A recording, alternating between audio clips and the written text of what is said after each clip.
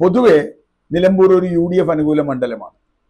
UDFന്റെ വോട്ടുകൾ എപ്പോഴെങ്കിലും ഭിന്നിപ്പിക്കാൻ കഴിഞ്ഞിട്ടുണ്ടെങ്കിൽ മാത്രമാണ് അവിടെ LDF ജയിച്ചിട്ടുള്ളത്. അത് തന്നെ അരിവാൾ ചുറ്റികളൊന്നും ജയിച്ചിട്ടുള്ളത് ഇപ്പോൾ മുമ്പ് TK ഹംസ 82-ൽ ജയിച്ചിട്ടുണ്ട്. അന്ന് ഈ പറഞ്ഞതുപോലെ ഇതുകൊണ്ടാണ്. അതുപോലെ അന്ന് TK ഹംസ DCC നേതാവായിരുന്നു, ജില്ലാ കോൺഗ്രസ് നേതാവായിരുന്നു. അദ്ദേഹത്തിന് മത്സരിച്ചു LDF സ്ഥാനാർത്ഥിയായിട്ട് കൂട്ടമടയാളത്തിൽ, എനിക്ക് നല്ല ഓർമ്മയുണ്ട്. അന്ന് അദ്ദേഹത്തിന്റെ കൂട്ടത്തിൽ കൂടുതൽ വോട്ട് വീണു, അദ്ദേഹം ജയിച്ചു. അതിനുശേഷം പിന്നെ 2016-ൽ അൻവറാണ് ജയിക്കുന്നത്. സ്വാഭാവികമായും അൻവർ പഴയ കോൺഗ്രസ്സുകാരനാണ്, പലവട്ടം അങ്ങോട്ടും ഇങ്ങോട്ടും ചാടി കളിച്ചിട്ടുള്ള ആളാണ്, കോൺഗ്രസിന്റെ DICയുടെ ആളായിരുന്നു, കാശും ധാരാളമുണ്ട്. അങ്ങനെ 2016-ൽ അൻവർ ജയിക്കുന്നു.